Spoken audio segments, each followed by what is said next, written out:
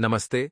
Today, we will look at Tata Motors shares. Tata Motors is a large-cap stock and belongs to the automotive sector. This year's Q1 net profit is 5,539 crores, making it an undervalued stock compared to its market capitalization. The fair value of its share should be between 1,900 to 2,100.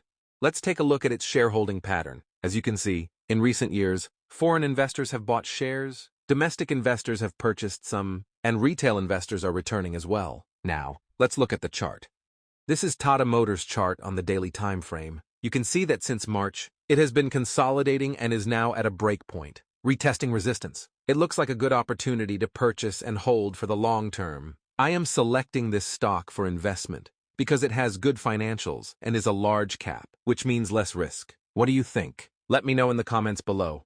Subscribe to our channel, and if you find the video useful, give it a like. Thanks for watching.